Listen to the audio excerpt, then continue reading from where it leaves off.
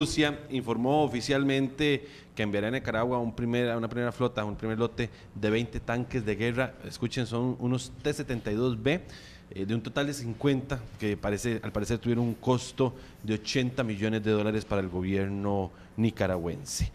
En el marco del llamado acuerdo cooperación técnico-militar entre ambas naciones. Recordemos que en julio de 2014 el presidente ruso Vladimir Putin visitó Nicaragua. Daniel Ortega, mandatario del país, lo recibió con un discurso de paz.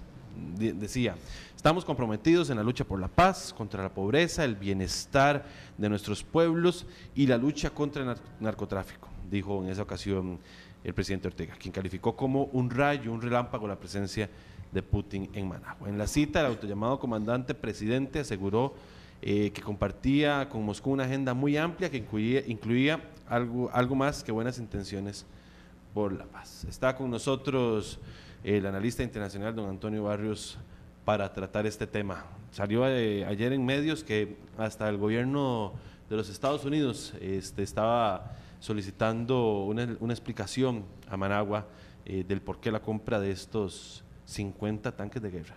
Bueno, buenos días y gracias por la invitación. Vean, cuando uno habla de armas en América Latina, esto siempre genera mucha polémica, es decir, si uno ve lo que cuestan estos 50 tanques, en realidad es poco el dinero comparado con el gasto en defensa anual que tienen los demás países en la región centroamericana. Por supuesto, un solo jet de guerra de esos, de 130 sí, solamente para empezar a dar unas cifras. Guatemala gasta anualmente en defensa casi $300 millones. Honduras, $250 millones.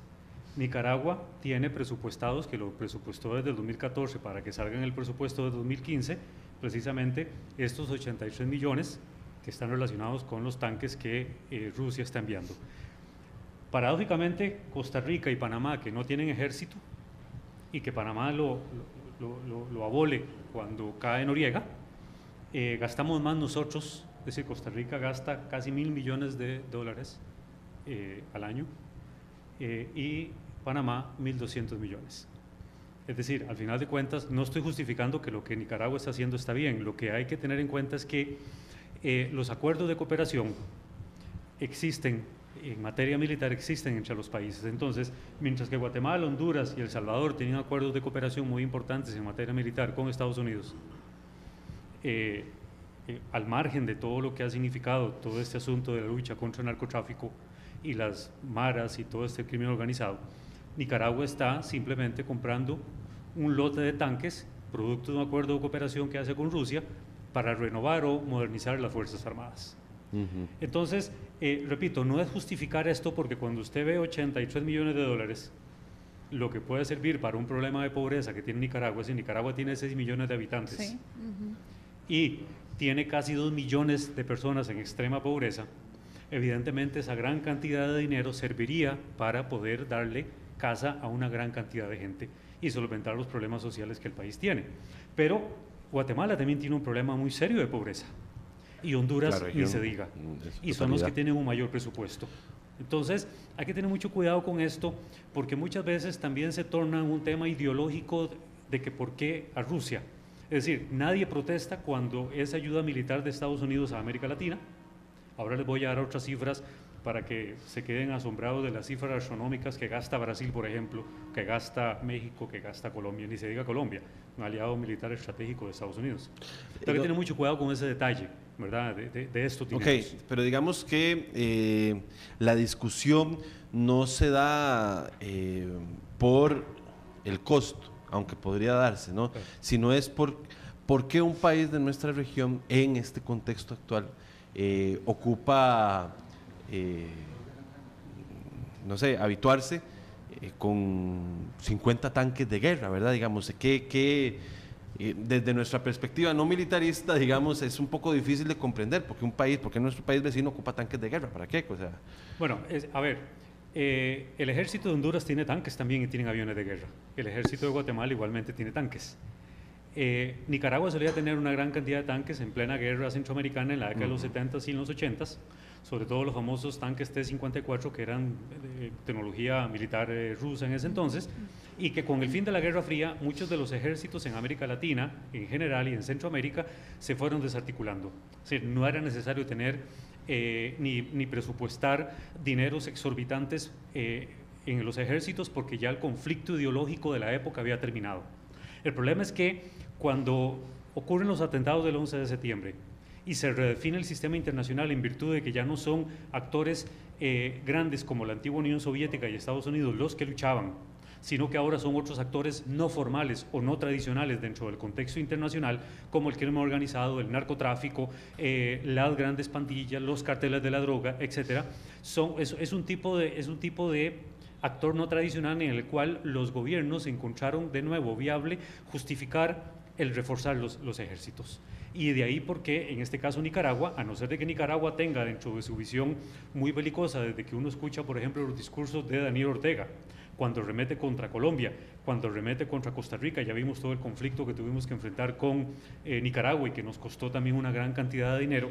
Cuando uno ve ese tipo de cosas uno dice, bueno, tenemos a un país en el norte que se está armando hasta los dientes en virtud de que eventualmente podría estar, cuidado o no, alentando algún otro tipo de conflicto en la región centroamericana que eventualmente ahí sí podría preocupar a Estados Unidos. Porque estamos hablando, sí, de una potencia foránea al continente, que en este caso es Rusia, que quizás pueda hacer que tenga pensado en algún momento algún tipo de plan militar en la cual Nicaragua podría ser la plataforma para poder lanzar en la región centroamericana una situación de inestabilidad regional. Y entonces ahí sí podríamos eventualmente empezar a preocuparnos en ese sentido. Precisamente eso iba, don Antonio. Podría entonces pensarse, porque hasta el momento nosotros como costarricenses y en Centroamérica en general desconocemos para qué Nicaragua pues hace esta compra de estos 50 tanques que ellos dicen que es porque están cambiando los que ya tenían anteriormente por unos más modernos, pero nos dice, bueno, decía ayer en medios internacionales Manuel Guevara, el vocero del ejército, que no tienen una guerra o alguna discusión militar a mediano o largo plazo con algún otro estado, que sería para lo que lo usan. De hecho lo que hacen los ejércitos y lo que hacen los gobiernos cuando apuntan a que el objetivo de defensa es, primero, antes de ser sorprendidos por algún tipo de amenaza, estar ya armados, lo que está haciendo Nicaragua partiendo de esa premisa, lo que está haciendo Nicaragua es tratando de modernizar su ejército, estar preparados en caso de una situación ya extrema. Es decir, es tratar de estar prevenidos en virtud de alguna situación extrema en la cual se tengan que ver obligados a actuar. No solamente contra países vecinos, que es parte un poco de la retórica nacionalista que se torna irresponsable, que Daniel Ortega ha estado implementando, no solo contra Costa Rica, sino incluso contra Honduras, y Colombia. Sobre todo después del golpe contra Zelaya en el año 2009, que sigue apuntando en su discurso antiimperialista contra Estados Unidos, que Estados Unidos...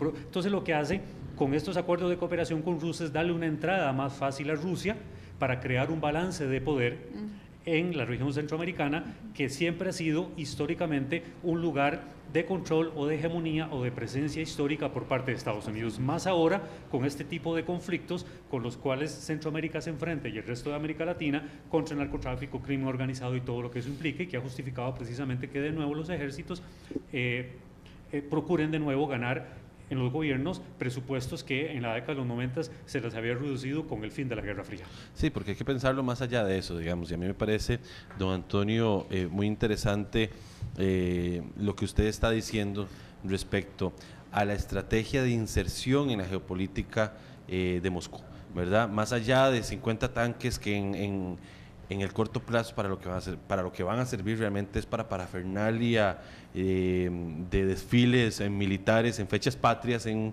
Nicaragua, tiene que ver con una estrategia geopolítica de acercamiento de Moscú hacia este lado del charco, ¿verdad? Que también es muy importante. Incluso hay algo muy importante que hay que tener en cuenta.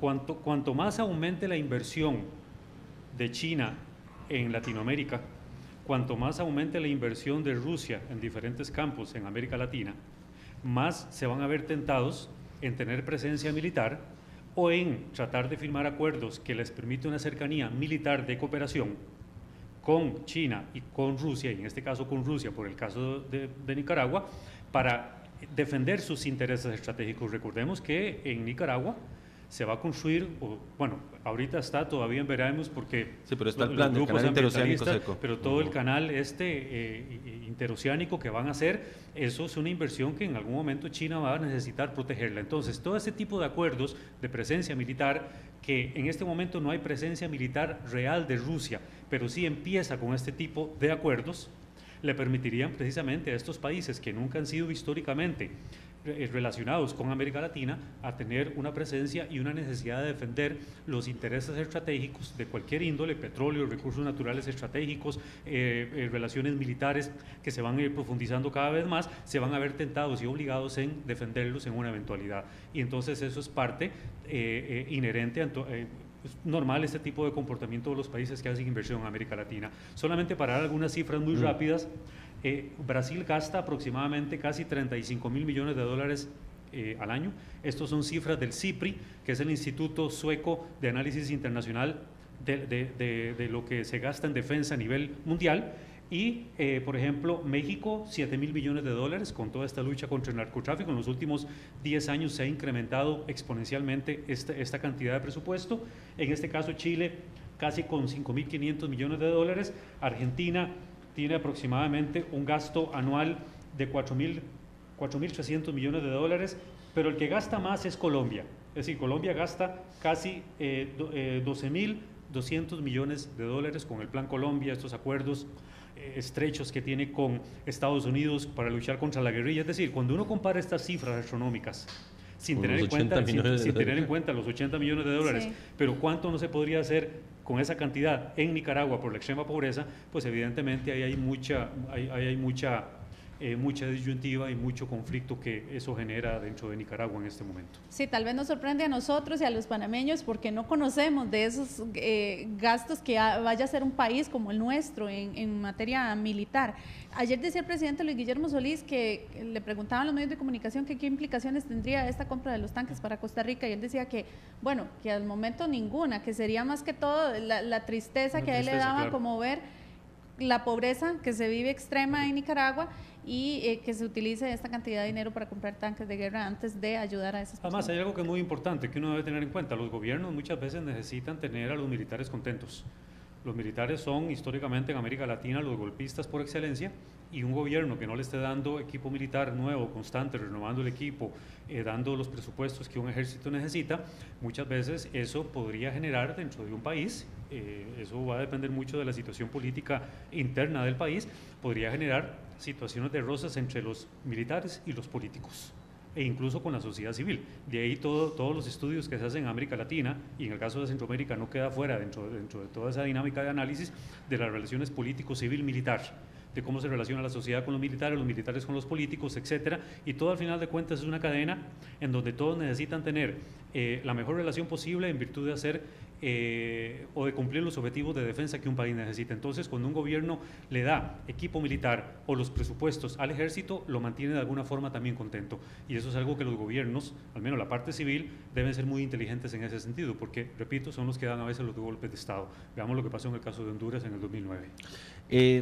Es bastante interesante el entender, ¿verdad? Cuando nosotros hablamos sobre las estrategias, digamos, en este caso, de Rusia y del gobierno de Putin, de cómo llegar, cómo integrarse, cómo ayudar, ¿verdad?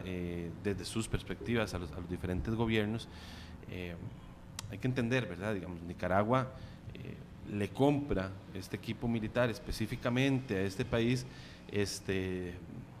no solo por un asunto ideológico, ¿verdad?, que podría verse así, sino porque, por supuesto, el país da facilidades de créditos, de formas de pago, exoneraciones, ¿verdad?, lo mismo que hace China, lo mismo que también hace los Estados Unidos. Hablaba usted ahora del Plan Colombia, ¿verdad?, y de la inyección económica que Estados Unidos le da al gobierno colombiano. Hay algo muy importante, vean, América Latina no le compra solamente a Estados Unidos, no le compra solamente a Francia, no le compra solamente a Londres o a Rusia o a China armamento.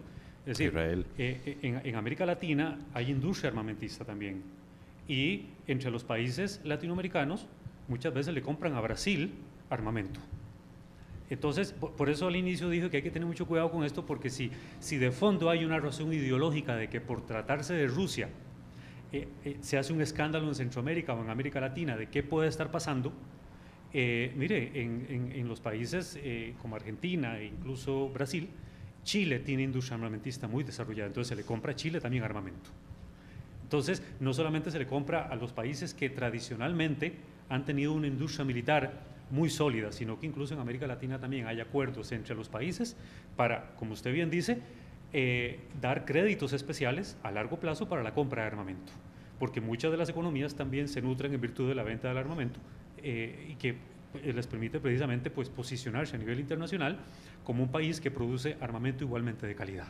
Sí, y además algunos somos solo consumidores, algunos somos solo consumidores de armamento y otros a la vez en América Latina son consumidores y a la vez productores de armamento. ¿Y qué se conceptualiza como armamento también? Porque eso es muy importante, ¿verdad? Que no son solo tanques, aviones o bombas, sino hay elementos que pueden ser más de utilización policíaca, ¿verdad? Claro. Decía usted el caso del Chile y estas famosas tanquetas que lo que tiran es agua, ¿verdad? Sí. Eso también entender que eso también se conceptualiza como parte de esta producción armamentista. Vamos, don Antonio y amigos televidentes y radioescuchas, a leer comentarios que nos llegan también de nuestros seguidores en redes sociales, porque nos dice Alfonso, han de ser surplus de guerra que consumen combustible en exageración, tendrán que ponerlos de adorno en sus instalaciones, nos dice este amigo a través de Twitter. También nos dice Varo, consulta, ¿estarán los medios de comunicación de Nicaragua dando tanta pelota al tema de los tanques? Lo tenemos ahí en pantalla. También nos dice Freddy Pacheco, jamás se puede justificar lo injustificable, como lo hace el señor Barrios, y mucho menos tendenciosamente comparando la inversión de Costa Rica en seguridad con el gasto militar inútil que realiza Nicaragua. También nos dice por acá Margo Elizondo, empleen esos dineros para mejorar su país y no para destruirlo y destruir a otros. Son parte de los comentarios que nos llegan a través de las redes. Tal vez, don Antonio, si comenta esa consulta que le hizo un amigo en las redes sociales para la valoración final. Hay dos que quiero hacer. La primera es la primera, que es muy interesante. Ahora comento la del señor Freddy Pacheco. La primera es muy interesante porque evidentemente países como Nicaragua o países como Centroamérica, cuando compran armamento, el armamento que compran no es un armamento de primera generación. Por lo general son armamentos o armamentos que sobran de modelos ya viejos que han sido de alguna forma modernizados, que siguen sirviendo para otros propósitos, otros tipos de guerras que no son de alta intensidad. Entonces, al final de cuentas terminan siendo baratos. Si usted compara 50 millones, 80 millones de dólares que cuesta los 50 tanques que tiene Nicaragua, si fueran realmente de última generación jamás valdrían ese precio, costarían, cuidado o no, el cuádruple de la cifra. Y para lo que dice don Freddy Pacheco, yo dije una cifra acá que paradójicamente tanto Panamá como Costa Rica gastan casi 1.000 millones de dólares en defensa, a pesar de que no tenemos ejército. Y Nicaragua es la que gasta menos. Repito, y lo dije al inicio de la entrevista, no estoy de ninguna forma justificando la compra que está haciendo Nicaragua, de ninguna forma justifico la compra de armamento por parte de ningún país, pero sí lo que hago es ver cifras que son importantes y que son del anuario latinoamericano de defensa del 2015, donde ponen evidencia de que a pesar de que nosotros no tenemos ejército, gastamos más en el aspecto de la defensa que cualquier otro país que gasta todavía mucho menos en cualquier país centroamericano. Entonces, valga la aclaración en ese sentido, porque al inicio también ya lo había manifestado de la entrevista. Don Antonio Barrios, muchísimas gracias. Mucho gusto. Por acompañarnos y por ayudarnos a poner este tema en discusión. Nos ponemos muy básicos a veces, ¿verdad?, en las redes sociales, que también para eso sirven al respecto de la discusión.